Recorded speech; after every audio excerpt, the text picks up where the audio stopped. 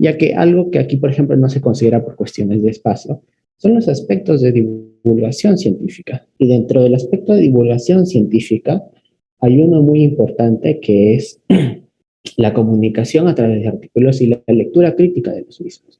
Cuando nosotros hacemos lectura crítica de un artículo científico, más que el hecho de el diseño o el análisis que se haya utilizado para saber qué tan sofisticado y novedoso es en tales cuestiones, lo más importante es evaluar principalmente la coherencia o la consistencia que tiene justamente esta investigación en cuanto a la pregunta o el objetivo justamente que tiene la investigación, el diseño finalmente, las variables que ha considerado y finalmente cómo es que esto se ha abordado, se ha analizado, ¿no?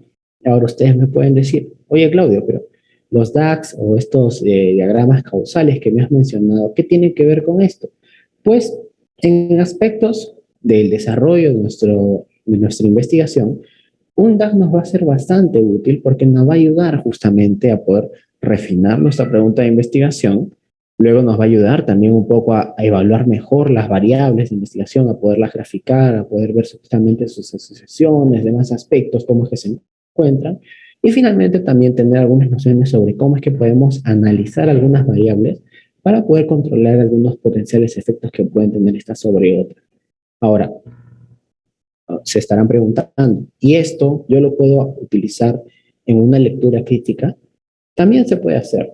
No como tal es la convención utilizarlo en ese sentido, pero igual forma es muy útil en cuanto a justamente poder realizar un adecuado ejercicio y tener también mejores nociones en cuanto a la próxima investigación tal vez que yo esté desarrollando sobre este tema, ¿no? Difícilmente nosotros vamos a leer un artículo que no nos sirva para una investigación o algún estudio que estemos realizando.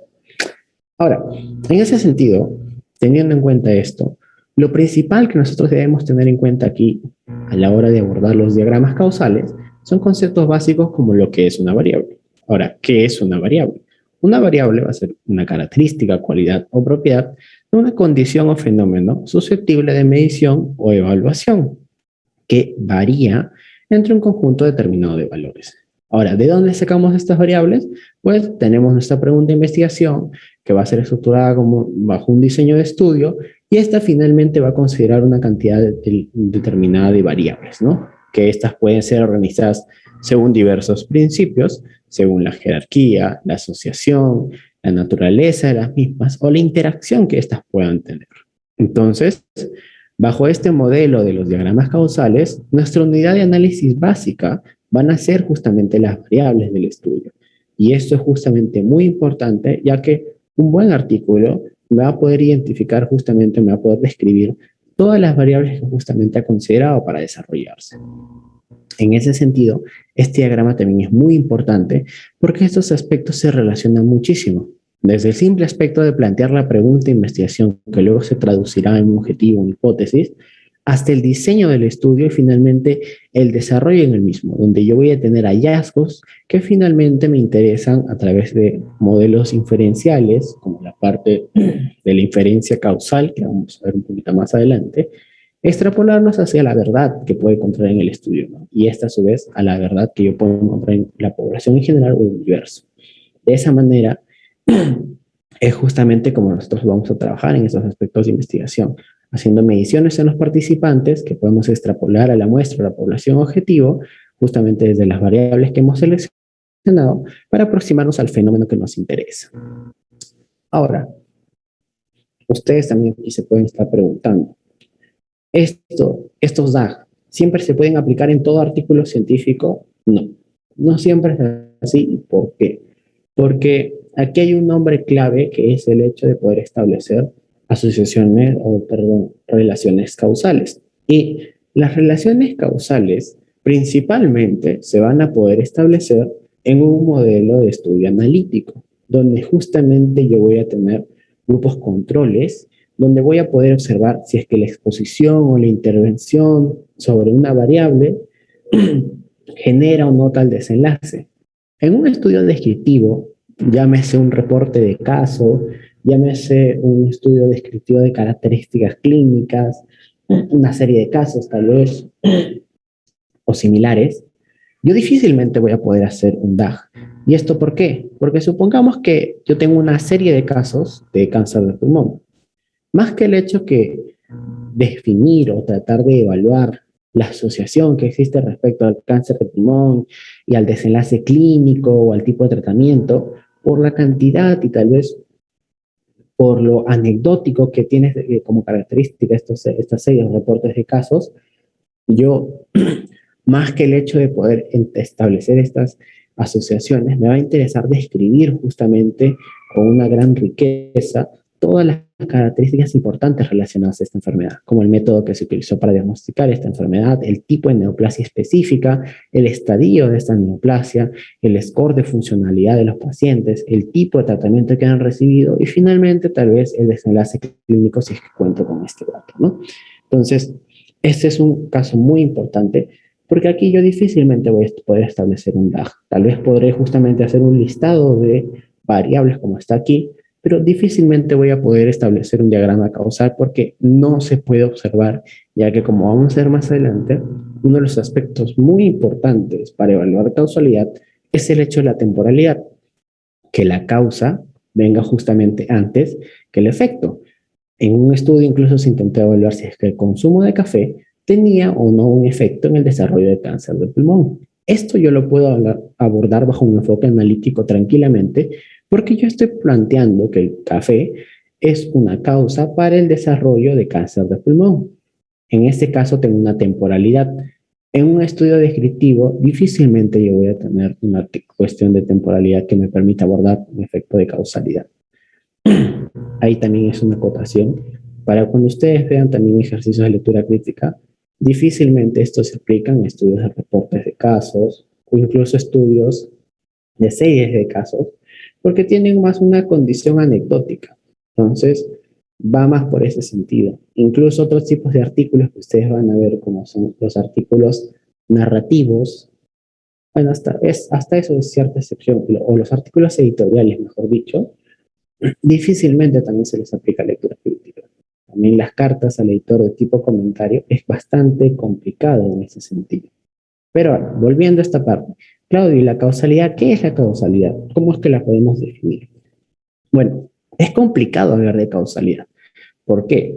Porque desde prácticamente que nació todo el enfoque epidemiológico de la investigación, con Snow, Branford y Hill, justamente que establecieron algunos de los principios para lo que hoy conocemos como ensayos clínicos, existen toda una serie de criterios que se establecían para determinar la causalidad de un fenómeno, estableciendo justamente toda una serie de pautas que deberían evaluarse para poder recién hablar de causalidad. Es distinto hablar que yo considero que el consumo de café se asocia a cáncer de pulmón o incluso si que el tabaquismo se asocia a cáncer de pulmón, a decir que yo estoy seguro que el tabaquismo causa el cáncer de pulmón. Tal vez si una persona puede, por así decirlo, consumir café toda su vida y nunca desarrollar cáncer de pulmón, entonces sería difícil establecer que esto sea una causa. Sin embargo, el tabaquismo también tal vez tiene una carga mayor, ya que una persona que consume tabaquismo en una determinada frecuencia y aunado a esto tiene algunas otras alteraciones, tal vez genéticas o demás, vamos a ver que justamente tiene finalmente a desarrollar de manera indefectible cáncer de pulmón. Entonces, todas estas cuestiones, ¿yo cómo las voy a describir? Pues Branford y Hill nos detallaban una serie de criterios, entre ellos la fuerza de asociación. ¿Qué es la fuerza de asociación, Claudio? Estas famosas medidas de efecto, ¿no? Las medidas epidemiológicas, los odds ratio, los riesgos relativos, las razones de prevalencia, todo eso son justamente las medidas que nos van a permitir estimar la asociación entre dos variables. Entonces, si es que dos variables tienen una relación causal, deberían tener una fuerza de asociación bastante marcada. Segundo, plausibilidad biológica o más que nada un sustento teórico. En ese sentido, nuestra asociación entre tabaquismo y cáncer de pulmón debe estar respaldada por la literatura. Debe haber mecanismos fisiopatológicos y biológicos que justamente permitan explicar esta alteración y esta relación causal. Asimismo, especificidad. Es decir, que esta causa indefectiblemente va a ser específica del cáncer de pulmón y no de alguna otra enfermedad, lo cual es un poco extraño Pero igualmente se plantea la parte de la consistencia, que es el hecho que en distintas circunstancias o grupos o en distintos grupos, esto se presenta de igual forma. La coherencia, que es más que nada una cuestión junto a la analogía, que tiene que ver con la literatura, en cuanto a si es que otras investigaciones han encontrado algunos hallazgos similares. La dosis-respuesta, que es el decir de que a mayor cantidad de tabaquismo de consumo o de mayor hábito tabáquico, va a haber una mayor probabilidad o va a haber mayor facilidad para desarrollar cáncer de pulmón. Y la temporalidad, que es lo que principalmente les mencionaba, que la causa debe estar antes del efecto. Y finalmente la evidencia experimental, ¿no?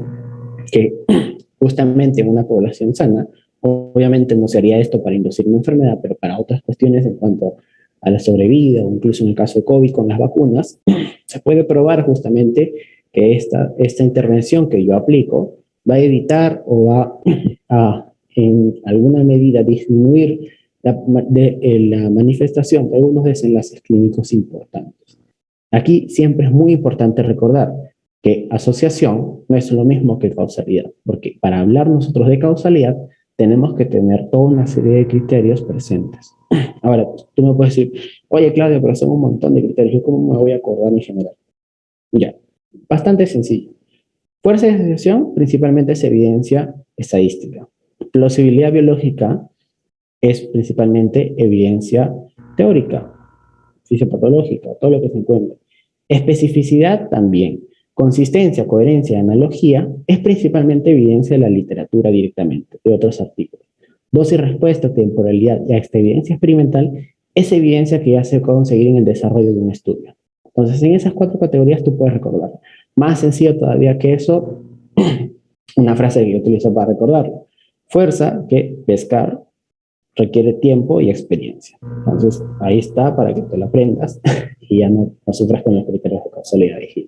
Ahora, ¿por qué te he metido todo este floro? Ya, todo esto te lo comento porque cuando justamente nosotros queremos evaluar o queremos graficar nuestro DAG, que este, por ejemplo, es un DAG que he realizado en Dagity, que vamos a ver muchos a lo largo de esta presentación, nuestro diagrama causal va a ser justamente eso, graficar relaciones causales. Pero ahora tú me vas a decir, oye Claudio, pero acá yo veo algunas otras variables que no necesariamente son causas de algunas otras.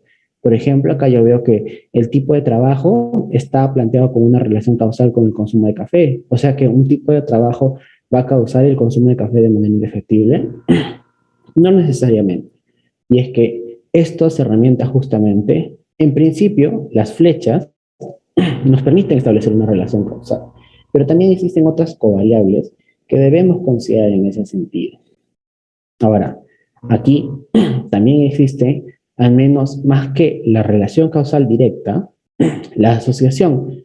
En estos casos, cuando uno diagrama de manera manual, no se coloca una flecha como tal, es decir, este espacio se omite.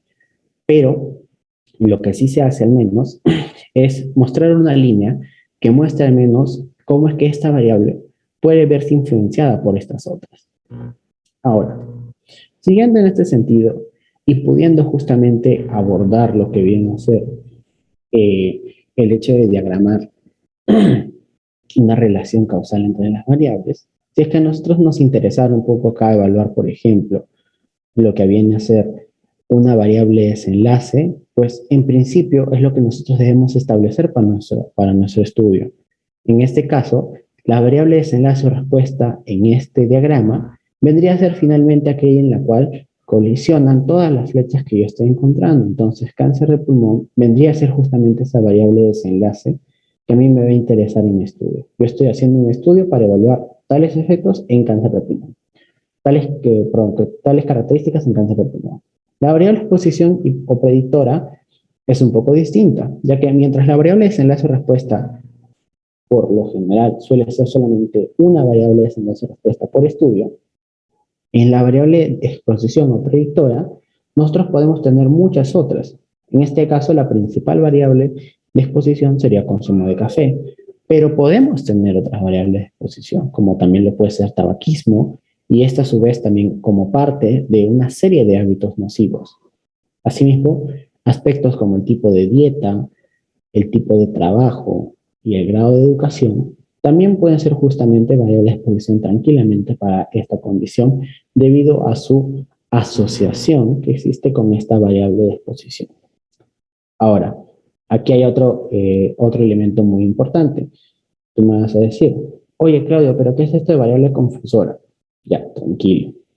Una variable confusora va a ser muy importante determinarlo, porque va a ser en principio aquella variable que va a estar asociada tanto con la variable exposición como con la variable desenlace.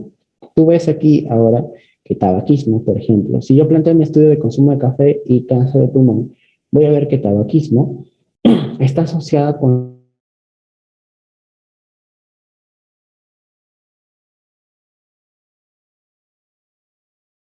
se ha visto que puede causar el consumo de café. Entonces, asimismo, el tabaquismo va a causar también cáncer de pulmón. No va a ser una causa en ese sentido suficiente, también necesaria tampoco, pero sí va a ser una causa contribuyente para este desenlace. Entonces, tabaquismo como tal sería en este caso mi variable confusora, pero ahora hay más criterios para establecer yo a un confusor. También tengo que considerar que causa el desenlace en ausencia de la exposición. Ahora, yo puedo decir que el tabaquismo causa cáncer de pulmón, independientemente que la persona consuma café o no, en ese sentido yo lo puedo decir. Entonces, cumpliría mi segundo criterio. Y el tercer criterio para definir una variable confusora es que no es una variable intermedia. Claro, ¿qué es una variable intermedia? Pues, de forma básica, es aquella variable que se encuentra en el camino causal entre las dos variables principales que yo estoy hablando. Consumo de café va a ser principalmente, tal vez, alguna afección en la funcionalidad pulmonar, que va a ser mi variable intermedia para aproximarme a cáncer de pulmón. ¿Esto cuando ocurre? Cuando en ocasiones yo no tengo los medios o los recursos para poder evaluar mi variable de desenlace ideal. Entonces yo me aproximo a esta a través de una variable subrogada o intermedia en la cual finalmente me permite ver si es que en mi variable exposición va a tener una afección directa en este tipo de variable de desenlace. En este caso, mi variable tabaquismo veo que cumple con esos tres criterios. No es una variable intermedia, causa el desenlace en ausencia de la exposición y está asociada tanto con la exposición como el desenlace. Entonces, de esta manera es como yo puedo establecer los diagramas causales y identificar justamente estos confusores que es muy importante. Asimismo, esto me permite además identificar otros confusores, como podemos ver aquí, y sobre todo, más allá de identificarlos, es el hecho de poderlos plantear o prever una estrategia en cuanto al análisis para el desarrollo de esta investigación. Asimismo, si a posterior yo en la literatura o al desarrollar un DAG en la lectura crítica de un artículo identifico confusores que no han sido considerados en el estudio, probablemente podrían ser motivo de una carta de consulta a los autores, una carta al editor, o también motivo de una revisión más crítica en cuanto a la validez de los resultados del estudio. Ahora, en este caso, cuando nosotros tenemos un confusor, ¿qué es lo que se suele hacer con este? Cuando nosotros tenemos un confusor, lo principal que se suele hacer es un análisis ajustado. Y ahora tú me vas a decir, oye, Claudio, ¿para qué es un análisis ajustado? Pues un análisis ajustado por confusores, que es algo muy común que se va a encontrar en la literatura, es cuando nosotros tenemos justamente, más allá de nuestra asociación entre nuestra variable principal de exposición y nuestra variable de desenlace, y vemos justamente un riesgo relativo, por ejemplo, de 4. Y bajo la definición de una medida de efecto, que es esa estimación que expresa la fuerza de absorción entre las variables evaluadas en una investigación con enfoque analítico y que puede controlarse, yo voy a decir, bueno, esta asociación es interesante evaluar, ¿no? Aquí me dice, como se interpreta normalmente un riesgo relativo, desde el 1 hacia adelante, es que aquellas personas con, que consumen café tendrían hasta 3 veces más de probabilidad, porque les contamos el 1, 3 veces más de riesgo de desarrollar cáncer de pulmón en comparación de aquellas que no consumen café, ¿no? Entonces, pero acá yo tengo que hacer la pregunta, ¿pero qué pasa con aquellos que consumen café y fuman y aquellos que consumen café y no fuman? Esta variable tal vez no es importante evaluarla. Y pues sí, en este caso lo que nosotros hacemos es un análisis ajustado por confusores donde generamos estratos. el estrato número 1 y el estrato número 2. En este caso, yo voy a tener un estrato 1 donde las personas consumen café y son fumadores, y otro estrato donde está el consumo de café y las personas no son fumadoras. De esa manera voy a poder hacer una estimación mucho más específica y ver justamente si es que tal vez el desarrollo de cáncer de pulmón se deba más al hecho del hábito de tabaquismo que al consumo de café mismo. Entonces, aquí justamente al evaluar los riesgos relativos ajustados, yo voy a encontrar, por ejemplo, que el consumo de café en no fumadores tiene un riesgo relativo de 1, que es prácticamente el no efecto. Entonces, yo podría decir que no hay una asociación entre estos dos. En cambio, en aquellos que son fumadores vemos que el riesgo crece. Aquellas personas que consumen café y están en la condición de fumadores tienen hasta 9 veces más riesgo de desarrollar cáncer de pulmón en comparación de aquellas que no consumen café y también están en esta condición de fumadores. Entonces yo acá tengo que decir justamente que probablemente el hecho de desarrollar cáncer de pulmón esté más asociado a fumar que al hecho de consumir café. Entonces, al menos aquí, yo voy conociendo las estrategias que existen para controlar un confusor. Y aquí también una condición muy importante. Si yo identifico un confusor en mi diagrama causal, yo tengo que saber que este confusor puede controlarse. Como este confusor puede controlarse, existen estrategias para controlar estos confusores, tanto en la fase de diseño, donde yo puedo finalmente hacer una asignación aleatoria, como se suele hacer en los ensayos clínicos aleatorizados, a nivel de restricción, estableciendo tal vez un criterio de exclusión, ¿no?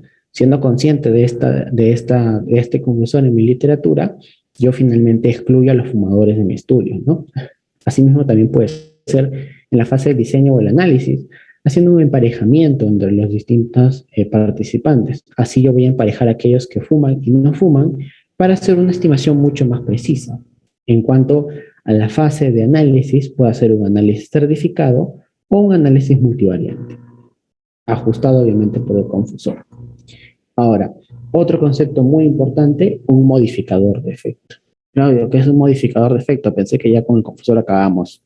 Un modificador de efecto o interactuador o interacción o mediador, como algunos le suelen decir, va a ser aquella variable que en principio va a modificar el desenlace que yo voy a observar en mi estudio. Claudio, en español, por favor. Ya, mira. Este es un ejemplo de un estudio donde lo que se quiso hacer es principalmente evaluar justamente en pacientes con hipertensión el hecho de aplicar una intervención bastante específica, que es un tratamiento preventivo para el desarrollo de cuadros graves justamente en hipertensión arterial, como el infarto agudo del miocardio.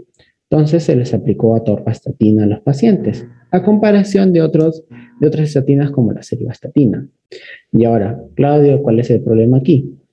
Que por ejemplo, cuando se desarrolló el estudio de este ensayo clínico, en principio se utilizó una variable subrogada para la serivastatina. ¿Qué es eso, Claudio? ¿Te acuerdas que yo te dije que a veces es difícil, por ejemplo, evaluar el infarto agudo del miocardio en estos pacientes? Es difícil evaluar esa variable de desenlace y lo que hacemos es evaluar un aproximador o una variable subrogada o intermedia. Ya.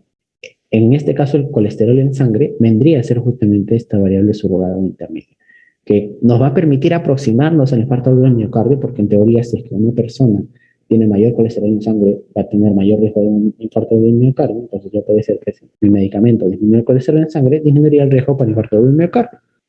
En teoría funciona así, pero esto no siempre va a ser así, porque no siempre va a haber una relación causal. Ahora, otro aspecto es que en este caso también se utilizaron variables compuestas. Claudio, ¿qué es una variable compuesta? Pues en ocasiones los ensayos clínicos tienden a probar más de un desenlace. ¿Tú te acuerdas que yo te dije que por lo general los estudios tienen un desenlace o outcome central? Ya. Aquí en teoría se cumple. Tú ves que lo que principalmente han evaluado es evento clínico adverso. Pero ahora, ¿cuál es la definición de evento clínico adverso? Y vemos que justamente en los protocolos, por ejemplo, este es un clásico que se suele utilizar, vemos que está como evento clínico adverso que el paciente presenta infarto del miocardio, muerte, hospitalización o deterioro justamente de su enfermedad persistente. Entonces, aquí tenemos que hacer la pregunta. Total, al final, ¿qué se está evaluando principalmente? infarto, que el paciente presente infarto, que muera, que se hospitaliza, que se deteriore. En teoría se está haciendo los cuatro porque se está haciendo justamente una variable compuesta. Pero lo más adecuado es siempre reportar los desenlaces para cada una de estas variables, cosa que a veces no se suele hacer. Y por eso es muy importante a nivel de lectura crítica, sobre todo en estudios como ensayos clínicos, o mejor dicho, ensayos con doblados aleatorizados, el hecho de poder revisar los protocolos, porque a veces se suele establecer como desenlace el evento clínico adverso, pero solo se reporta aquel en el que tuvo mejor desenlace. Es decir, si es que este medicamento ayudó más a nivel de infarto agudo del miocardio, eso es lo que yo voy a reportar para su comercialización.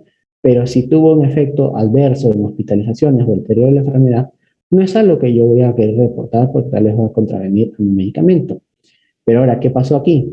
Que en la serivastatina sí tenía un efecto positivo en colesterol, pero en otros aspectos como el deterioro de más, no tanto, llegando incluso a casos que causaba finalmente algunos cuadros de trombos o demás, que finalmente ocasionaron que este medicamento fuera retirado del mercado. Actualmente ya no se recomienda utilizar.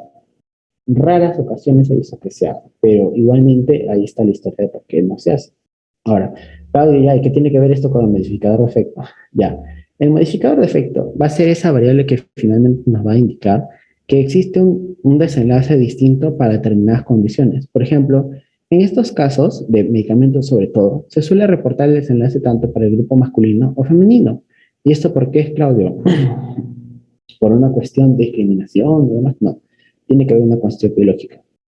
Esa es una condición específica para definir un modificador de efecto, que tiene plausibilidad biológica. Si yo reviso la literatura, voy a darme cuenta que los pacientes con hipertensión, en cuanto a los medicamentos y el desarrollo de eventos clínicos adversos, el sexo es una variable muy importante y que los medicamentos en ocasiones van a tener una reacción distinta para hombres o para mujeres. Entonces, a mí lo que me va a interesar más que describir el desenlace final o la medida de riesgo o la medida de acción, perdón, final para este desenlace es describirlo para cada grupo, tanto el desenlace para el grupo masculino y para el grupo femenino, utilizando obviamente la categorización más básica, ¿no? Entonces, en este caso, es al menos como yo puedo escribir un modificador de efecto, que también tiene que tener otras condiciones, como que es un fenómeno natural en investigación. Yo no puedo establecer cuál va a ser mi modificador de efecto, sino que la literatura me lo tiene que decir y justamente respaldar la plausibilidad biológica. Y también tiene que interactuar tanto con la asociación que existe entre la exposición y el desenlace o resultado. En este caso, yo tengo las estatinas y su relación causal justamente con el evento clínico adverso. Y yo me voy a dar cuenta que variables como el sexo tienen justamente una relación causal, interfieren en esta relación causal detallada aquí. Entonces, voy a plantearlo como mi modificador de efecto, porque a mí más que conocer finalmente la medida de efecto general, me va a interesar la medida de efecto para el grupo masculino y femenino de forma específica. Claudia, ¿esto yo dónde lo veo? ¿Dónde puedo yo colocar o contrastar estas cosas que me está diciendo? Pues simple, eso tú lo vas a ver en los ensayos de las vacunas. Si tú te das cuenta, ellos reportan la efectividad, no la reportan en cuanto a una efectividad solamente general, sino que la reportan para distintos grupos etarios, como puedes ver aquí, la reportan para distintos grupos de sexo, aquí también lo puedes ver, y la reportan para incluso distintos grupos étnicos, no por una cuestión de discriminación o demás, sino porque se comporta de una forma distinta. Acá, por ejemplo, podemos ver que esta vacuna en este ensayo ha tenido una mejor eficacia en el grupo negro o afroamericano. Esto obviamente tiene algunas implicaciones en cuanto a salud pública y también estrategias contención de la enfermedad y programas de inmunización. Entonces, estos aspectos justamente son importantes. Aquí también podemos ver que dentro de los participantes enrolados en diferentes países, por ejemplo en Brasil, vemos que hay una menor eficacia. Y aquí podemos justamente también plantear algunas teorías. Probablemente sea por las nuevas variantes que existen en este país o por otras condiciones que se pueden estar suscitando.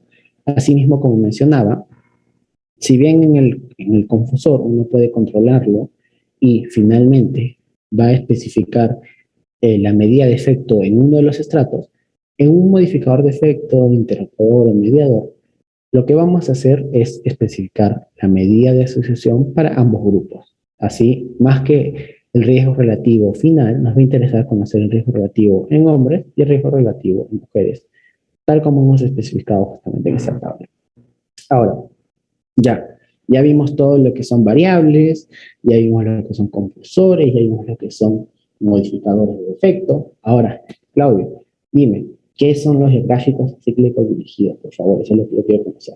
Ok, los gráficos acíclicos dirigidos, o gráficos acíclicos dirigidos, o diagramas causales, como la clasifican el nombre, son diagramas que nos van a permitir expresar la relación causal entre las variables evaluadas en la investigación, los que nos permite evaluar posibles sesgos. Ahora tú me vas a decir, oye Claudia, ¿pero qué son esos sesgos? Bueno, pues un sesgo va a ser una desviación de una estimación específica debido a una causa sistemática o una causa específica. Es decir, yo puedo tener un sesgo en la selección de participantes, puedo tener un sesgo en la medición de las variables, o puedo tener un sesgo en el análisis de mi estudio. Y justamente estas desviaciones o estos errores en las estimaciones van a tener una causa específica que yo puedo constatar. Aquí tienen también aspectos como el error sistemático y el error aleatorio. Mientras que el sistemático tiene una causa específica con unos sesgos, los aleatorios no. En estos casos siempre se pueden controlar. Y ahora tú me vas a decir, oye, Claudio, pero ¿por qué se le denomina diagrama cíclico dirigido? ¿Por qué tú le dices así? Porque en general el nombre inglés es un DAG, ¿ya? Diagram Cyclic Dirigid Cyclic Graphic, algo así, ¿ya? Pero en sencillo se dice que es acíclico porque tiene estas reglas para estructurarse. Una de esas reglas es que no deben existir caminos de regreso o ciclos. Claudio, ¿qué son los caminos de regreso o ciclos? Si yo digo que la variable A causa la variable Y, yo no debo tener una variable que vaya de Y hacia A. Es decir, esta variable C debe tener solamente una ruta que se dirija hacia ese sentido. Pero si yo por A o B me fuera a encontrar una ocasión en la cual voy a tener que esta variable Y causa esta variable C y esta a su vez causa la variable A, voy a tener, si me doy cuenta, un ciclo o un bucle en el que finalmente me va a dificultar saber cuál es la variable causa y cuál es la variable efecto finalmente.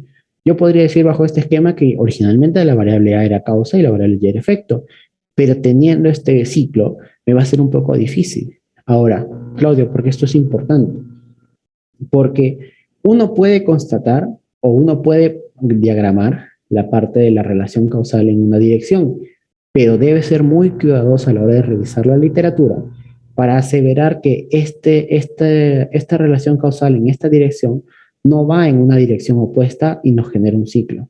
Lo fácil es colocar esta flecha, bacán. Estos son mis supuestos teóricos, pero asegurar que no exista esto que en ocasiones se denomina la puerta trasera, que nos va a generar ciclos, es un poco complicado y es justamente lo que debemos tener en cuidado. Recordando siempre que hablamos de diagramas de relaciones causales, que debe estar sustentada en alguno de estos aspectos que yo tengo acá. Si no está sustentado, va a ser una asociación, que no está mal graficarlo, pero no se debe hacer con esta flecha, sino simplemente con una línea y ya está. Ahora, otro componente del nombre, Claudio. ¿Por qué se dice que es dirigido? Se dice que es dirigido principalmente porque no deben existir rutas bidireccionales. A eso se refiere principalmente con dirigidos. Oye, Claudio, ¿qué son esas rutas bidireccionales?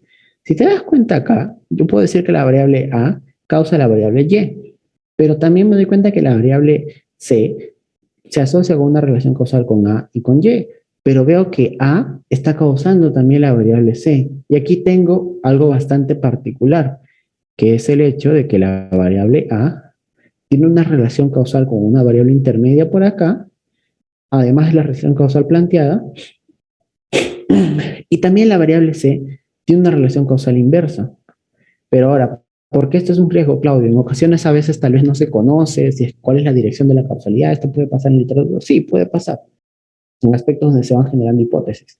Pero el riesgo de que se genere un ciclo en este caso es mayor. Yo puedo diagramar que mi dirección es en este sentido, pero asegurar o el riesgo de que se genere este camino en este caso y me genere un ciclo va a ser mayor al tener una relación bidireccional. Entonces, por eso es que siempre se suele preferir que existan caminos con una ruta directa o dirigidos. Entonces, por eso es justamente que se denominan los gráficos acíclicos, no deben existir caminos de regreso, y dirigidos porque solamente deben existir rutas directas. Simple. Ya, claro, ya me quedó más claro, ahora ya lo entiendo todo. Ya entiendo por qué nos metió el problema anterior. Ya, seguimos. Entonces, como todo en la vida, establecer justamente estos datos tienen algunas reglas o pautas básicas. En principio, solo deben representarse relaciones causales.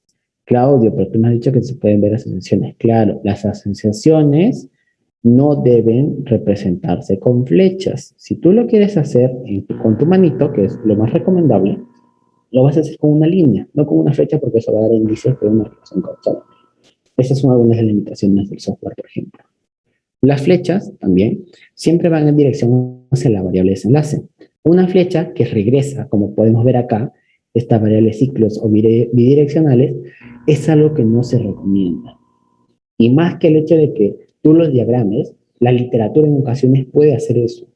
Tú vas a encontrar, siempre que tú trates de colocar aquí una relación causal, además de colocar la variable, ten siempre un sustento teórico, una bibliografía o algo. Pero puede pasar en que tú diagramaste justamente un confusor, en este caso, que tenía una dirección en este sentido, pero que finalmente ves en la literatura que también tiene una dirección en el otro sentido. Y te plantea un camino bidireccional, que es bastante peligroso en estos casos. Asimismo, los confusores también deben ser demarcados con notas, porque son principalmente las variables que nos van a interesar controlar en nuestra investigación. Si yo identifico un confusor en un artículo y este no ha sido adecuadamente controlado, voy a decir que esos resultados están sesgados y que por lo tanto no son aplicables como tal a la literatura, a los contextos que han planteado justamente autores. Ahora, finalmente en este caso también yo debo tener en cuenta que hay una serie de glosarios en estos casos de los DAGs. Ahora, Claudio, ¿qué tipo de glosarios, qué tipo de cuestiones hay aquí? Ya, no es tan complicado, solamente debemos de tener en cuenta algunas pautas bastante básicas a la hora de hablar de DAGs. Ya, en principio, que esto se suele establecer como una familia de variables. ¿A qué me refiero con familia? Que existe una variable antecesora y una variable descendente. Una variable antecesora que puede ser la variable, literal así se denominan grandparent o parent o abuelos, padres. Las variables que pueden ser padres, si vienen del abuelo, o hijos, si vienen del padre. Y finalmente las variables hijos o nietos, se podría decir. Entonces se tiene una relación de descendencia para establecer esta variable. Otro término muy importante son las variables de exposición o intervención, que se suelen diagramar también con estos símbolos, con estas letras. Más que colocar esta flechita aquí, que lo coloca el programa de Agility por defecto, es colocar una letra A o E para establecer justamente que es una exposición o una intervención en este caso. Asimismo, la variable desenlace o outcome comúnmente está diagramado con una letra Y o D. En cuanto a otras variables, existen las covariables que son comunes en nuestro estudio, pero también existen algunos aspectos interesantes, como lo son las variables colisionadoras. Claudio, que son las variables colisionadoras. Las variables colisionadoras son aquellas variables que finalmente van a ser asociadas a otras muchas variables que finalmente van a ingresar en nuestro estudio, que en algunas ocasiones pueden ser variables que no vamos a medir por diferentes aspectos, tal vez porque son aspectos más sociales que son complicados de realizar. Por ejemplo, una de las variables que cada vez cobra más notoriedad, pero que es más difícil de evaluar, es grupos étnicos, más porque los aspectos de etnicidad tienen que ver con una cuestión de percepción y también de cultura, que no son fáciles de definir. Entonces, aquí debemos de tener en cuenta justamente que podemos encontrar ello. ¿Cómo se representan las variables no medidas o no observadas en estos casos? Con la letra U. Y eso es al menos lo que yo debo considerar en general. Siempre recordando evitar los ciclos y las flechas bidireccionales y demarcar sobre todo las variables confusoras. Si yo tengo esto en consideración a la hora de utilizar mis DAX, pues me va a ir muy bien. Ahora, siguiendo con este caso. A ver, como todo prácticamente en la vida, los diagramas causales, los DAX, tienen ventajas y desventajas. Ventajas nos van a ayudar a definir mejor la pregunta de investigación y la variable de estudio. Si yo esto lo aplico desde que estoy planificando, estoy justamente elaborando mi protocolo de investigación, me va a ayudar a poder definir mejor mi pregunta, porque voy a considerar más variables y voy a hacer mucho más específica la medición de algunas variables de mi estudio. Segundo, me va a permitir presentar rápidamente las definiciones teóricas que yo tengo sobre causalidad o sobre las relaciones causales entre mis variables, cosa que si algún investigador con experiencia o algún experto en la temática desea conocer detalles sobre mi estudio, porque si es una consulta, puede rápidamente conocer cómo yo he estructurado y hacerme comentarios o consejos, tal vez de algunas relaciones causales adicionales que pueden existir entre las variables que yo considero. Asimismo, me va a facilitar identificar potenciales sesgos en la investigación. El confusor también es conocido como el sesgo de confusor. En ese sentido, existen otros sesgos que también pueden nacer justamente a la hora o pueden evidenciarse a la hora de hacer mi diagrama causal, que tienen que ver con aspectos relacionados a variables que se asocian con la selección de mis participantes, sobre todo aquellas que son de exposición o desenlace, y también aspectos relacionados a la medición, más allá de aspectos de confusores, incluso como los aspectos a nivel de los mediadores o los famosos modificadores de efecto, que modifican un poco la estructura de mi análisis que yo voy a realizar. Ahora, otro aspecto también es que me permite optimizar el desarrollo de la investigación en diferentes etapas. Ya una vez que yo he identificado los potenciales sesgos, porque tengo las variables ahí diagramadas, voy a poder mejorar la selección, la medición y análisis de los datos de mi estudio. Pero ahora, esto también tiene algunas desventajas. Recordemos que, como todo, los DAX son una herramienta. No van a finalmente reemplazar la habilidad de investigación. Esto es algo finalmente que se consigue mucha práctica y revisando también bastante literatura.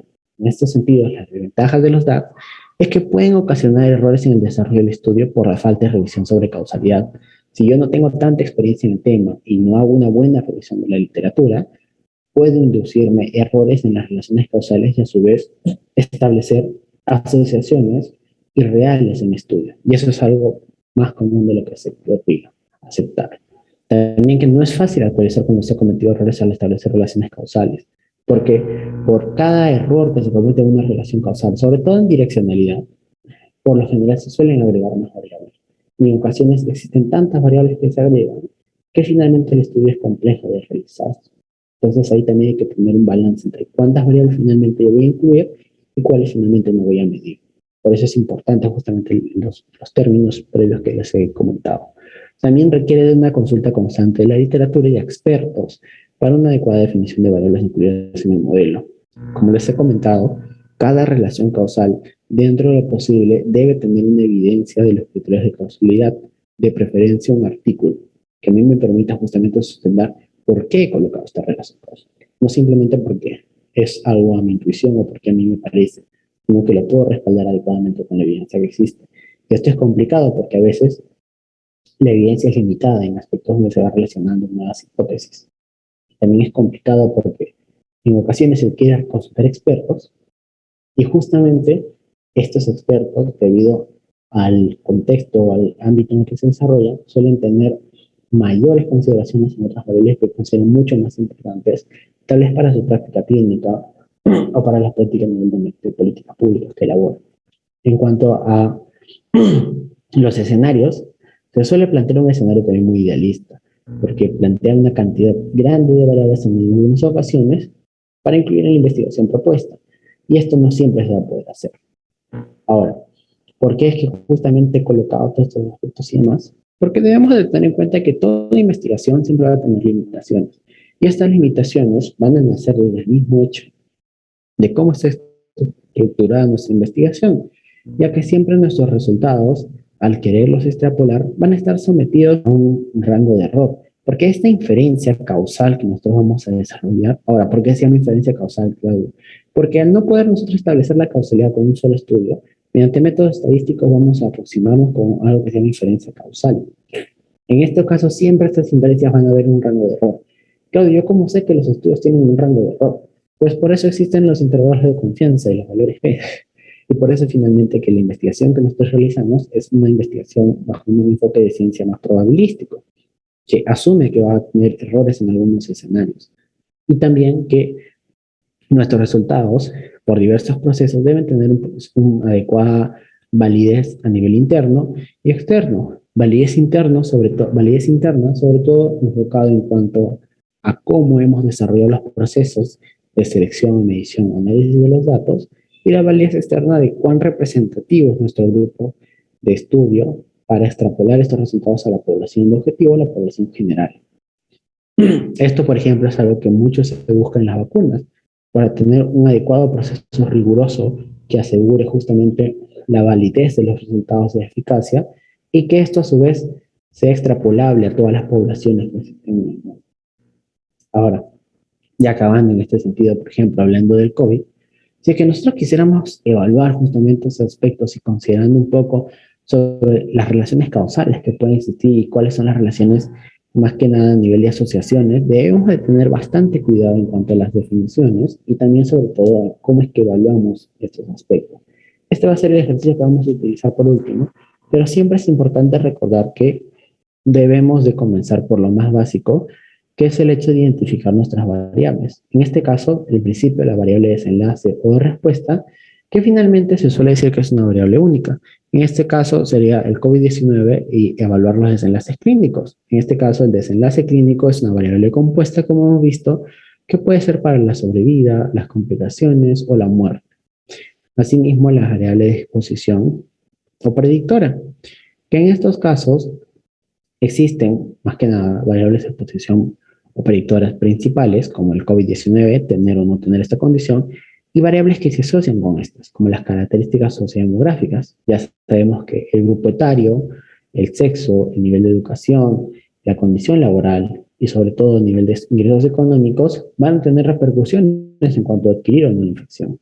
Asimismo, existen muchísimas variables intermedias en estos estudios, porque por el riesgo que existe justamente de contaminación, es difícil a veces aproximarnos a un desenlace clínico y vamos a utilizar algunas variables subrogadas, como lo puede ser el desarrollo de la neumonía, que es indicativo de una complicación en este caso, en esta enfermedad. Asimismo, las variables convulsoras, que sobre todo nos van a indicar cuánto se asocia determinadas variables con la exposición y el desenlace. Los ingresos económicos son una variable convulsora muy importante en estos casos. Asimismo, las comorbilidades, porque también vamos a ver que existen algunas tendencias mayores o menores en pacientes con comorbilidades específicas, sobre todo metabólicas, que aquellos que no las padecen. Y así también existen algunas otras características que, más que estar asociadas a la exposición, están asociadas principalmente con el desenlace.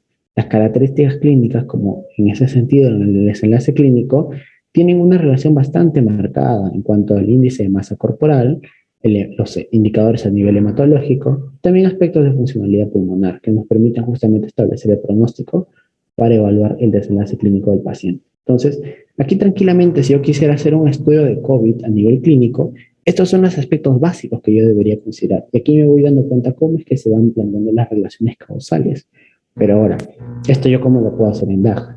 Y eso es justamente lo que vamos a ver a nivel del DAGITI, que es este software que justamente le estaba comentando, que es online, gratuito, y que incluso tiene versiones ahora útiles para poderlos aprovechar, que también es un software gratuito. Eso es justamente lo que ahora vamos a practicar y vamos a estar viendo al menos por ahora. No sé si hasta aquí tienen alguna consulta antes de pasar a esta parte práctica. Les voy a pasar este enlace a través del chat para que puedan seguirme en la parte práctica. Es un documento PDF que me interesa que vean porque es algo que yo suelo hacer cuando trabajo con DAX. Que valgan verdades, no es tan común que yo realice, más que nada lo hago cuando son estudios bastante grandes. Pero igualmente es importante conocerlos para un mejor desarrollo de investigación, ¿no?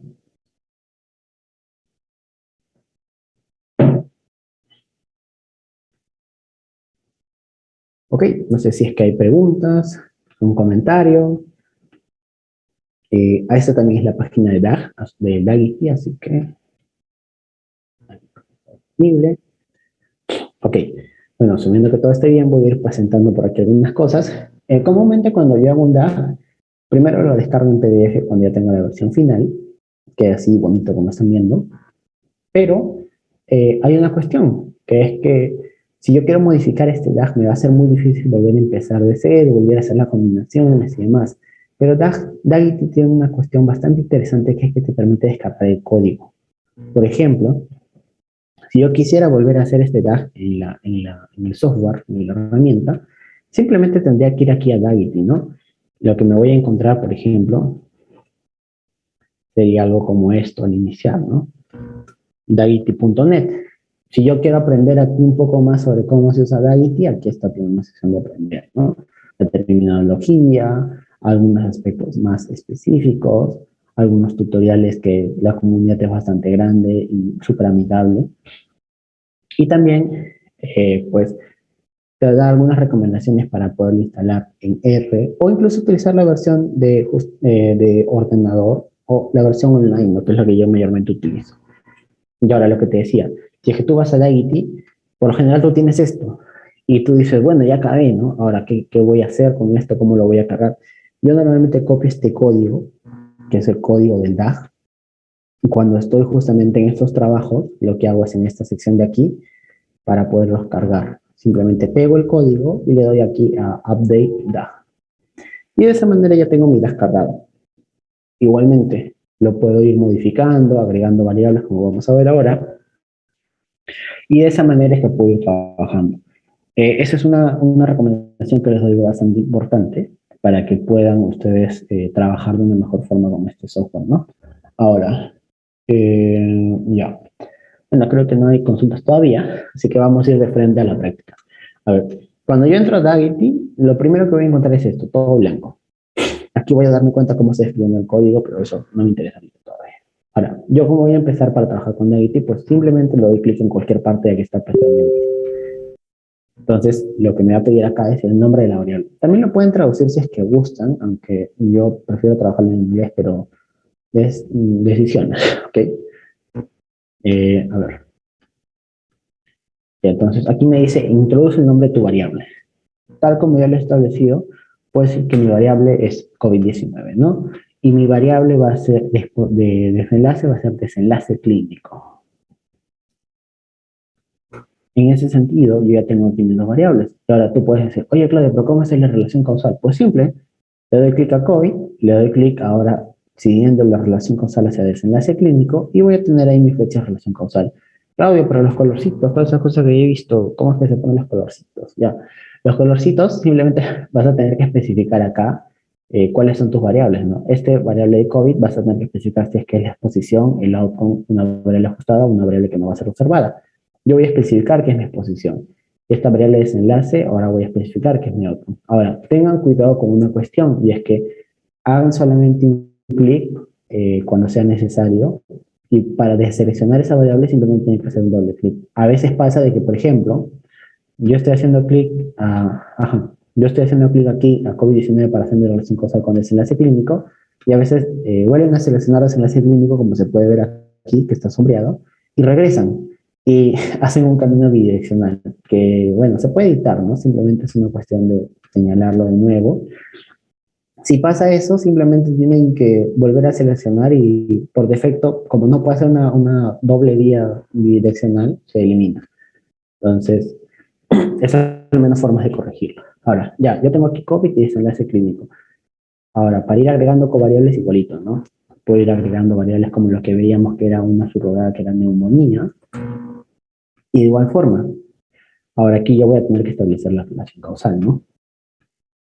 Ahora aquí viene una cuestión, como ya no necesito esta línea causal, voy a estar aquí modificando. Y ya está, así es como puedo ir moviendo, me voy a dar cuenta. Atenciones que les puedo comentar aquí sobre el diseño es que estos letreritos que ustedes pueden ver aquí abajo no se modifican fácilmente, así que, por ejemplo, si yo voy moviendo, me voy dando cuenta que a veces en algunas posiciones la flecha se va a desaparecer, o sea, borrar. ¿Cómo es que resuelves eso? Pues, como yo suelo hacerlo, es elevarlo, o también seleccionas aquí la flecha y esperas a que aparezca ese símbolo para darle un doblez a la flecha. Y de esa manera como que hacer que la flecha, si es que estás colocando en alguna otra posición, aquí arriba o así, eh, aparezca de una manera adecuada, ¿no? Y esté bien hecho tu diagrama. Igualmente por aquí, puedes hacer así, simplemente esperar que aparezca esa flecha el espacio para que lo dobles. Y ya está. Así es como vas a ir generando tu DAG. Ahora, tú me puedes decir, ya Claudio, bacán, todo chévere, pero lo importante, ¿cómo vamos con los confusores? Ya, yo puedo decir aquí comorbilidades COVID, comorbilidades de desenlace clínico. Aquí lo bueno de DAG es que automáticamente cuando yo voy estableciendo las relaciones causales me va a identificar los confusores con el color rosado. Y así me voy a dar cuenta, incluso el mismo programa me va a decir, mira, para tú poder hacer un adecuado ajuste, el mínimo ajuste necesario para establecer la relación causal entre COVID y desenlace clínico va a ser con la variable comorbilidades. Entonces, eso es lo interesante de DAG. Yo simplemente le iré agregando variables, estableciendo las relaciones causales. El mismo programa me va a decir cuál es la variable básica que yo debo ajustar o debo considerar como confusor, o debo considerar para controlar, para justamente mi estudio. A ver, aquí hay una... Aquí hay una consulta, me parece. A ver. No dice senda. Muchas gracias por la pregunta, claro. En el caso del estudio corte, que aparezca una variable en el tiempo de observación, por ejemplo, en mi grupo de diabetes, algunos desarrollos de hipertensión, ¿cómo podría analizarlo? Ya, eso te lo respondo después. Sí, sí sé más o menos cómo se puede hacer, pero te lo respondo un poquito más adelante, ¿ya? La respuesta tiene que ir más que nada con confusores. En el seguimiento, a veces algunos pacientes pueden desarrollar comorbilidades. Y si es una cohorte, nos interesa el desenlace. Principalmente esto como habilidades va a ser un confusor. Simplemente podríamos ajustarlo. Y es justamente un poco lo que vamos haciendo aquí, ¿no? Estableciendo estos diagramas causales también nos vamos a dar cuenta de esto. Por eso es muy importante hacerlo mientras vamos haciendo el estudio. En lectura crítica es un poquito complicado, pero también se puede hacer y es una muy buena práctica. Ahora, seguimos. Claudio, pero acá ya veo que se agrega un montón de cosas. ¿Qué vamos a hacer con esto? Ya, tranquilo, como te dije, si ya te aburriste al menos de acá hacer estas cuestiones, pues simplemente cargas el código y ya está. Pero vamos a seguir al menos aquí jugando para ver estos aspectos. Esto de View Mode es porque en algunas ocasiones para estudios se suelen establecer otros tipos de causalidad bajo un enfoque ético-moral, que es ya una fumada más amplia de causas suficientes, necesarias y demás, gráficos correlacionales, que ya son un poquito más complicados, sobre todo en estudios ecológicos, y estudios de equivalencia, que son más que nada en estudios clínicos donde se tiene, más que el hecho de un desenlace, se tienen dos intervenciones que se buscan evaluar que una sea equivalente a la otra. Esta tiene por lo general un menor costo y es mucho más costo efectiva implementarse, pero asimismo es un poquito más complicado establecer los diagramas causales. En cuanto también a los análisis de efectos, esto de Atomic Direct Effect es porque se suele establecer en algunas ocasiones que va a haber solamente un desenlace o múltiples. Entonces es un poquito más complicado que esto. Los modelos también de diagramas, que es el clásico. Aquí también hay un modelo de ecuaciones estructurales, sobre todo que tiene que ver con aspectos de diseño y validación de algunos instrumentos, porque en ocasiones estas variables no observadas son tantas que se requiere conseguir un instrumento para poderlas abordar. Y también los colores, ¿no? Que ya vienen por defecto. La leyenda, que es justamente lo que vamos a ver, y aquí nos va indicando, ¿no? Que es un camino causal, que es un camino sobre todo a nivel de sesgado o biasing, y eso no es lo que vamos a encontrar en esta sección. También aquí, que podemos establecer un nuevo modelo, también podemos cargar algunos paquetes, algunas cuestiones extras de DAGITI, actualizar el DAGITI y exportar justamente qué es lo que más nos interesa, ¿no? Exportarlo como PDF, que es lo que yo suelo hacer. Simplemente le das clic ahí y te va a aparecer ahí el diagrama. También exportar como PNG, como foto, JPG, CBG, y también otro programa que es LaTeX, que es más que nada para cuestiones de diagramadores, de redacción y demás. También Dagity viene con algunos ejemplos, que si tú le das clic, te da de algunos artículos los diagramas causales como para poder explicar y por ahí también practicar un poco, ¿no? Con algunas funcionalidades interesantes por ahí de Dagity. También te da algunas tutoriales que ayuda. Siempre chequen esto, ya que suele ser muy subestimado, pero los manuales créanme que son muy importantes. Sobre todo en este tipo de comunidad donde se suele poner bastante empeño en este tipo de recursos. ¿Ok? Y pues, esto es al menos lo general que podemos encontrar en la ventana menos de Dagity. Aquí, pues lo que les comentaba, ¿no? te suele establecer al menos el, la variable que se debe ajustar, los modelos implicados y el código finalmente, que es lo que se va con el que se está generando este modelo, ¿no? De diagrama causal. Y finalmente el resumen, que son la exposición, el outcome, la cantidad de covariables y la cantidad de relaciones causales que se está estableciendo, ¿no? Que también puede ser detalles técnicos importantes. Bueno, yendo justamente a este modelo que hemos ejercido, ¿qué es lo que nos va a interesar acá? Pues evaluar los confusores, ¿no? Y aquí yo me voy a dar cuenta que solito el DAIT me va a decir, mira, si es que tú ajustas por estas características sociodemográficas que son importantes y por las comorbilidades, ya está. Pero si incluso no pudieras por estas características, puedes hacerlo solamente por comorbilidades e ingresos económicos y te va a salir también bien.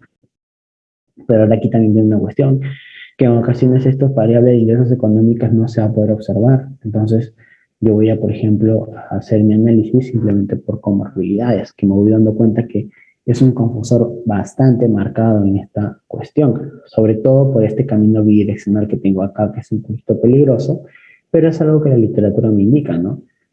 Porque el desenlace clínico también puede generar más comorbilidades en los pacientes con síndrome post-COVID y las comorbilidades también van a afectar al desenlace clínico. Entonces, por ahí también tiene algunos aspectos que son importantes.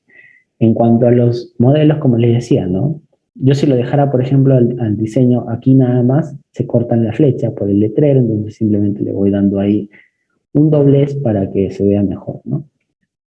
Y así es como yo puedo ir agregando variables, siempre teniendo en cuenta justamente las reglas básicas. Y sobre todo, cuáles van a ser mis variables finalmente confusores y que necesito ajustar para poder hacer un adecuado estudio. En estos casos al menos, esto es muy general y como les decía, lo más adecuado casi siempre es colocar dentro de cada relación causal que yo he establecido un adecuado sustento a nivel de literatura. Yo aquí, con lo general, así como coloco el código para luego poderlo editar, también voy colocando en mi PDF nada más el doy de algún artículo que me sustente justamente las relaciones causales que yo estoy estableciendo. Y nuevamente, el DAITIP establece asociaciones causales. Por ejemplo, relaciones causales. Por ejemplo, si yo quisiera acá decir características demográficas, si es que van a ser una relación causal con COVID, tendría que preguntarme, aquellas personas con un grupo etario avanzado, con un grupo etario de riesgo, indefectiblemente van a tener COVID. O sea, uno por ser adulto mayor va a tener COVID. O sea, en el escenario tal vez no, pero no va a ser algo completamente determinante. O sea, puede que sea una causa por ahí contribuyente, pero no va a ser una causa determinante para el desarrollo. Entonces, esa relación causal que está acá dibujada, por ejemplo, se caería. Y yo me voy dando cuenta de cómo se van volviendo variables no observadas. Y ahí voy teniendo también la noción de por qué en ocasiones no se suelen considerar todas estas para mi estudio. Pero sí se suelen considerar algunas importantes a nivel más clínico, como edad o sexo. Y quedan variables, por ejemplo, como nivel de educación, condición laboral y demás fuera del marco. Es entendible. No son variables que sean fácilmente medibles y también para a nivel de desenlace clínico rara vez van a tener un efecto específico. O sea, yo sí por mi literatura, por cuestiones a nivel social y demás, puedo decir que sí, esto va a contribuir, pero no va a ser una causa determinante de este finalmente desenlace, sino todas las personas en condición de pobreza ya se habrán muerto por COVID. Entonces, por ahí en esos casos extremos es donde vamos pues, a poder establecer las relaciones causales más congruentes. Yo al igual, por ejemplo, acá yo me quedé, si es que solamente establezco relaciones causales, yo me he quedado, por ejemplo, sin esto. Y ahora, ¿dónde voy a ingresar justamente estas variables como edad y sexo? Y aquí tengo que ver las que pueden ser como parte de las características clínicas. Igual aquí yo las puedo ir agregando. Pero nuevamente, por ejemplo, las comorbilidades como tal van a tener alguna repercusión o una relación causal con el tipo de tratamiento, y me voy dando cuenta que sí. Determinadas comorbilidades van a modificar el tratamiento, pues, alteraciones metabólicas que van a afectar justamente el curso de la enfermedad y demás. Entonces, por ahí tiene sentido y tiene una literatura. Igual las comorbilidades que pueden predecir a cuadros de neumonía y las comorbilidades que predisponen como tal al desarrollo de cuadros de COVID. Pero ahora, si es que yo aquí me pongo a ser un poco más especial, acá lo voy a mover, porque ya no sirve ahorita para este ejemplo. Si es que aquí ya me pongo a ser mucho más especial, yo debería colocar comorbilidades incluso por este espacio para poder notar justamente la importancia de esta variable en mi estudio.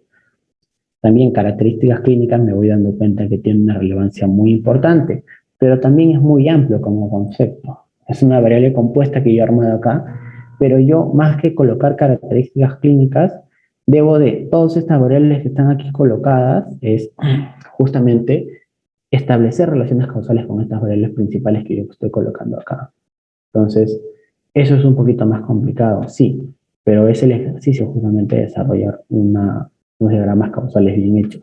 Como les dije, sí se pueden plantear asociaciones, pero no con flechas, sino con líneas. Y ahí viene una limitación que tiene el DAIT y también los software en general, ya que no suelen hacer esas líneas como tal, simplemente hacen flechas. Entonces acá hay funcionalidad pulmonar, tendría que ver, ¿no? Afección de funcionalidad pulmonar, de la neumonía con afección de funcionalidad pulmonar. Esto también con afección del hemograma. Y por ejemplo acá, el IMC puede ser más que un contribuyente a la parte de las comorbilidades, igualmente sexo, igualmente edad. Y esto tiene mucho más sentido que mi modelo original. Y ahí yo me voy dando cuenta, ¿no? Ah, bueno, estos de acá, más que incluso que confusores, pueden ser modificadores de efecto. Y ahí también viene un truco para ustedes.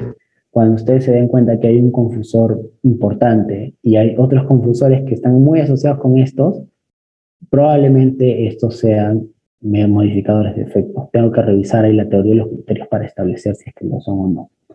Y estos son al menos los trucos en los cuales uno va jugando para establecer diagramas causales. Como les digo, es más complicado de lo que se establece. Incluso acá, como les decía, esto de colocar un desenlace compuesto es bastante riesgoso. Pero igualmente, acá vemos cómo se está generando justamente lo que les decía, ¿no? ¿Qué es lo que yo te he dicho en general? Que debes evitar siempre los ciclos, ¿verdad? Acá si te das cuenta COVID, perdón, acá si te das cuenta con COVID,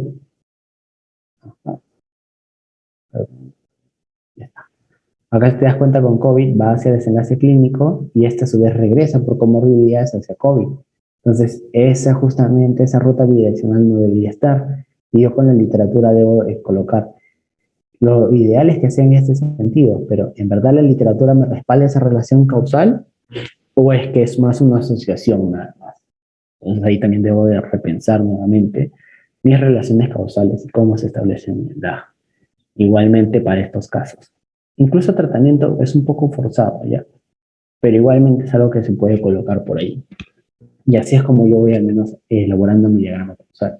Como les digo, no es tan complicado, no es tan sencillo en líneas generales y es un trabajo más colaborativo. Se suele debatir bastante para establecer estos diagramas causales, pero son importantes porque al final yo me voy dando cuenta por así nada más directamente que algunas, algunos aspectos, estas variables son importantes, pero no son tan relevantes para evaluar justamente mi desenlace clínico, lo que yo quiero ver acá en cuanto a tratamiento y demás. Eh, algunos aspectos como funcionalidad pulmonar y hemograma son importantes, sí, pero no van a ser determinantes al menos para lo que yo quiero ver acá, salvo que tal vez estos sean indicadores utilizados para el empeoramiento, demás aspectos, ¿no? Que ahí podrían cobrar relevancia, como se estaba haciendo, pero ahí también tiene que haber un sustento teórico para elaborar. Y ahora viene la última. Claudio, tú me has dicho que además del sesgo de confusión, también había sesgo de selección y análisis. Sí, efectivamente. ¿Sesgo de análisis de dónde? Principalmente por los modificadores de efecto. Tienes que definirlos adecuadamente. Sesgo de selección, ¿por qué, Claudio? Porque depende justamente de la cantidad de desenlaces que tú estés estableciendo para tus participantes. ¿Qué es lo que a ti más te interesa en un estudio analítico? ¿Que tu participante esté expuesto o no expuesto o que tenga el desenlace? Si tú tuvieras que elegir, ¿qué es lo que más te interesa o por qué parte los vas a seleccionar? Ahí, no sé, a ver, ¿quién tiene una noción por ahí? Si tuvieras que elegir entre la exposición y el desenlace.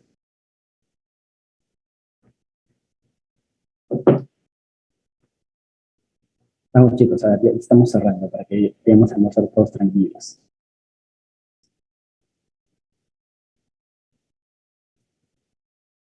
Ya, bueno. Eh, más importante es la parte del desenlace. Y aquí yo debo tener también en cuenta que el desenlace clínico va a tener más que nada enfoque hospitalario. Y yo me voy dando cuenta que tengo un sesgo de selección imperceptible, pero importante. Porque, por ejemplo, si yo voy seleccionando solamente para pacientes con COVID hospitalizados, me voy sesgando de aquellos que han tenido un cuadro asintomático o un manejo incluso ambulatorio, que no necesariamente tienen estos desenlaces que yo estoy estableciendo acá de esta manera. Entonces, por ahí como que hay justamente, ajá, claro, Sandra establece el desenlace, no está bien. Y es justamente aspectos que nos van a ayudar a identificar. No está colocado acá, no te va a decir, bueno, tal es el sesgo de selección, ¿no? Tal es el sesgo de análisis, tal es el sesgo de confusión, pero justamente bajo lo que yo te voy comentando ya te vas dando cuenta porque son importantes evaluarlos, ¿no? Y es justamente lo que vamos a hacer aquí. Por eso es importante los diagramas causales. ¿Ok? Ahora, ya, listo, ya te metió floro, ya te asusté un poco, ya cumplí mi labor. Ahora, vamos a ir terminando la ponencia. Ahora tú me puedes decir, Claudio, ¿por qué es importante estos aspectos a nivel de... Uy, ¿qué pasó acá? Ya, a ver, ya sí. Claudio, ¿por qué es importante los DAG para la lectura crítica en sí? Pues debemos de tener en cuenta cuáles son los aspectos para la lectura crítica de artículos, ¿no? Y tenemos en cuenta las guías CASPE, que es del Critical Appraisal Skill Program, en español, el programa de habilidades para la lectura crítica de artículos. Siempre tienen estas tres preguntas, cualquiera de las plantillas que se utilizan para lectura crítica, ¿no? Que es cuáles son los resultados, que en verdad es qué variables se evalúan y con qué medida de asociación, con qué medida de efecto, si son válidos estos resultados para ver si controlan los sesgos y los muestreos, y si es un adecuado muestreo, y nada más tú vas a tener preguntas de eliminación que te permiten saber si es que vale la pena o no continuar con este estudio. Y debe haber sobre todo consistencia entre la metodología y los resultados de la investigación que estoy viendo según el objetivo que se ha planteado. Y ahora tú ya te vas dando cuenta que los DAX te permiten ver las variables, te permiten aproximarse a algunos sesgos. Entonces son interesantes al menos para poder realizar una adecuada lectura crítica. Y bueno, si es que al menos este artículo pasa estas dos preguntas de eliminación, ya podemos ver algunos otros aspectos si es que son aplicables o no a nuestra media, ¿no? Y ahí es justamente cómo se va completando la parte de una adecuada lectura crítica bajo los enfoques de Casper. También hay otra cuestión, que se suele tener una práctica un poco extraña, por decirlo menos, que es el hecho de hacer ejercicios de lectura crítica con las guías internacionales para la redacción de artículos, que normalmente la van a encontrar en páginas como Equator Network. Por ejemplo, para hacer lectura crítica de estudios internacionales se Chapel Stroh, que es la guía internacional de directivas para la redacción de estudios internacionales. No está mal como tal, pero las guías internacionales principales de redacción están enfocadas para eso, para redactar un artículo, y tienen un enfoque muy idealista. En ocasiones un artículo no siempre va a tener estas pautas que se establecen porque hay distintos modelos, distintos enfoques en cuanto a investigación en salud. Para eso también les recomiendo este libro de cómo leer un artículo científico de Tricia Grenham. Me imagino que ya les deben haber recomendado. Y es muy importante porque hacer ese ejercicio puede tal vez hacer también una cuestión de aminorar la importancia del estudio que se está revisando, porque también las guías de reacción son muy exigentes y rara vez se cumplen porque son un marco ideal. Se recomiendan, pero no son como tal necesarias a rajatabla seguirse para publicar en todas las revistas. Y hay un amplio debate. Pero en teoría, si un artículo está bien redactado, está bien hecho y está bien redactado, va a aguantar un adecuado ejercicio de lectura crítica, ¿no? Y es por eso que sobre todo se recomiendan las herramientas que brinda el CAST, que es el programa original en inglés, y el CASPE, que es en español, ¿no? Justamente lo que van a encontrar en estas páginas que les he dejado por aquí. Y bueno, si es que ustedes quieren tener nociones de lectura crítica y más o menos lo que podemos ver aquí, más allá de los diferentes sesgos que pueden existir en diferentes procesos, como la selección de participantes, la medición de variables o el análisis de los datos, tiene que ver con la calidad de la investigación, que es principalmente evaluar en aspectos de la precisión con la que se ha abordado justamente tales variables y la validez de los resultados a nivel interno y externo. La validez interna, sobre todo el control de los sesgos potenciales que pueden existir en investigación, y la validez externa principalmente sobre cómo se ha seleccionado cómo se ha manejado el muestreo como tal de mi población con la que estoy trabajando. Y bueno, ya vamos cerrando con esta gráfica con la que empezamos. Y como les decía, los DAX, los diagramas causales, son bastante útiles en un proceso de diseño de investigación. En un proceso de lectura crítica son bastante también interesantes. No son necesariamente recomendados para todo ejercicio, depende obviamente de lo que uno esté elaborando, pero igualmente en el proceso, sobre todo de desarrollo de investigación, son muy importantes porque nos van a permitir afinar sobre todo el enfoque que nosotros podemos estar desarrollando. Que con un DAG bien hecho, yo voy a poder mejorar mi pregunta, voy a tener un mejor diseño metodológico porque voy a saber qué variables voy a medir y cómo las voy a incluir, y también un mejor enfoque en mi análisis estadístico. Y eso es justamente aspectos muy importantes en el desarrollo de la investigación. Y nuevamente, estas flechas rojas que yo siempre coloco aquí es porque si no estoy seguro en un proceso, en una parte de mi estudio, es mejor regresar antes que avanzar, por así decirlo, eh, a la loca, y finalmente darme cuenta tal vez que cometí un error bastante marcado, porque créanme que es bastante triste ver compañeros que diseñaron mal su estudio, ya midieron las variables de la población y los resultados son contradictorios o les falta potencia o finalmente su estudio tiene resultados negativos, lo cual es bastante difícil de justificar. Entonces, por eso siempre es mejor dar un paso, regresar múltiples veces y dar un paso con seguridad que avanzar justamente seguro y cometer un error, porque volver a recolectar variables de la población, créeme que es de lo más difícil que puede haber en investigación. ¿Se puede hacer? Sí, se puede hacer, sobre todo cuando los estudios son secundarios y demás, como actualmente se suele hacer en muchos casos. Pero si son estudios primarios, sí se recomienda siempre tener estas consideraciones. En general, también para optimizar el desarrollo de nuestras investigaciones. Y vale, en verdad, es el camino de llevar una idea hacia la publicación también está lleno de un montón de cuestiones a nivel desde la búsqueda bibliográfica hay ideas que mueren, desde el diseño metodológico que puede ser complicado, desde el análisis estadístico también que a veces se nos complica demasiado, y también algunos otros actores, ¿no? Como los, entre comillas, colaboradores, que a veces no ayudan, los, entre comillas, asesores, que también no suelen dar también, tampoco tan buenas recomendaciones para sortear estas cuestiones, y la revista, ¿no? Que finalmente suele ser bastante severa a la hora de evaluar un manuscrito para considerarlo una publicación. Pero igualmente, conforme vayan pasando todos estos procesos, cuenta que una vez que han completado una publicación, van a tener una mayor experiencia que les permite desarrollarse mejor y poder abordar mucho más estudios. Y antes que me lo pregunten, yo siempre recomiendo estos libros para capacitarse un poco más en investigación. Todos están en español y están bien redactados, así que por eso siempre los recomiendo. Desde el libro de Trisha Reinhardt sobre cómo leer un artículo, hasta el libro de Argimón de métodos de investigación clínica epidemiológica, donde viene todo un capítulo muy bonito de confusores, modificadores de efecto, variables intermedias, subrogadas, hasta por ahí un capítulo de la. El libro de epidemiología de Gordis, que es muy interesante, sobre todo para comprender más los principios de causalidad. Y el libro de estadística amigable, que más que un libro es una guía, el libro de Jiménez, perdón, de Martínez, que nos permite justamente tener mejores nociones sobre, más que los códigos y comandos para los diferentes programas que también los tiene, comprender en verdad qué hacen las pruebas estadísticas. Y finalmente el libro de Jiménez sobre publicación científica y biomédica, ¿no? Que es pautas para redactar un artículo. Ya hay nuevas ediciones, sobre todo de estadística y el libro de epidemiología del Borges. Así que por ahí quería actualizarlo, pero si no se me escapa. Y finalmente, no puedo irme sin hacer el cherry. Actualmente estamos haciendo un estudio sobre evaluación de la calidad de los cursos virtuales en estudiantes de medicina.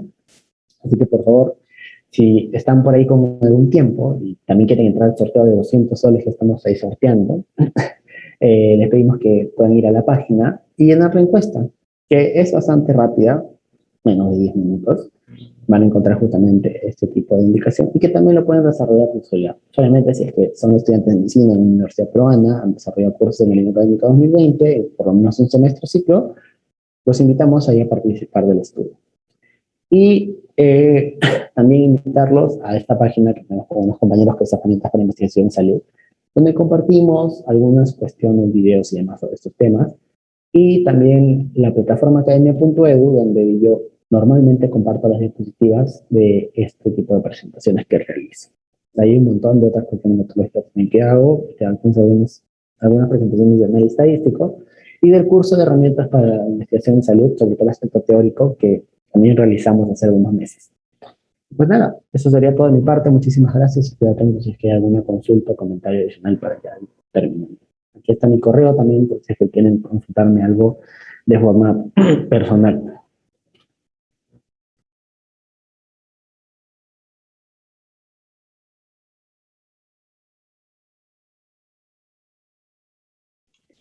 Bien, muchas gracias.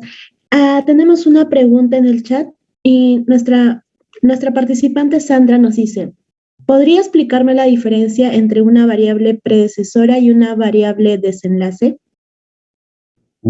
Ya, sí. Como les decía, las variables en general tienen una relación de descendencia. La variable exposición va a ser como la variable predecesora. La variable desenlace va a ser como finalmente la variable descendencia o la variable hijos o la variable nietos, como le estaba mencionando. Esa nomenclatura no se suele utilizar, pero igual es importante porque en algunos artículos sobre DAG lo mencionan. Más que nada es importante definir variables de exposición y variables de desenlace. En cuanto a una variable predecesora y variable de desenlace, una variable predecesora se suele asociar más a una variable de exposición o de intervención que a una variable de desenlace, porque las variables de desenlace finalmente son las variables de descendencia.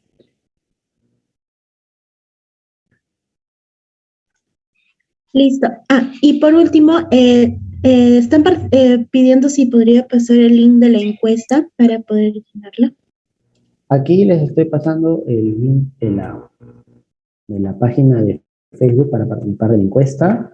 Les estoy pasando, a ver, ¿dónde está esto? Ajá. Mm, ya. Estoy acá. El enlace de la encuesta directamente es este de acá.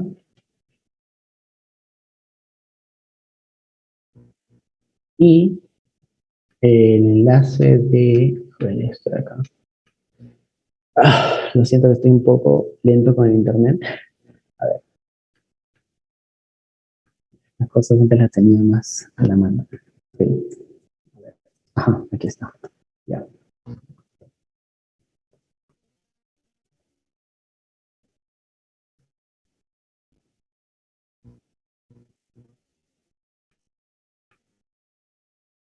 Uy. Ujú.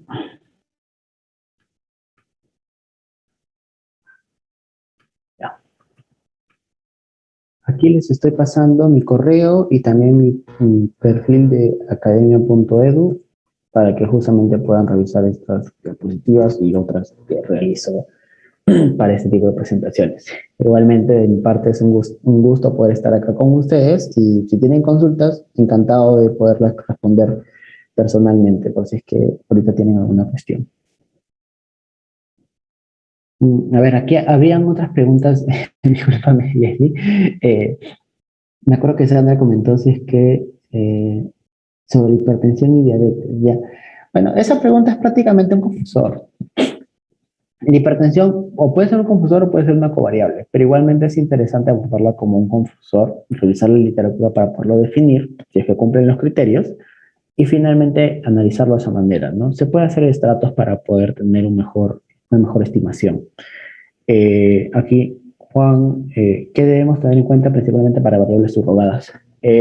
No se suele recomendar trabajar con variables subrogadas, son casos muy excepcionales, pero si es que se va a plantear utilizar variables subrogadas, sobre todo que tenga una relación causal directa con la variable de desenlace, porque a veces suele ocurrir, como en el caso de la serivastatina, que era muy aproximado la relación que se establecía y terminó apareciendo otras variables que no tuvieron en cuenta y apareció desenlaces adversos tampoco no considerados. Entonces, eso es al menos. En el libro de Argimón hay un muy buen capítulo de la parte 2 de variables de desenlace, me parece, donde establece muy bien esos ejemplos sobre variables subrogadas, si es que te interesa. Ahora sí, Leslie, discúlpame. Sí, no te preocupes. Listo, creo que no tenemos ninguna otra consulta. Entonces vamos ya a finalizar el taller del día de hoy. Bien. Ya.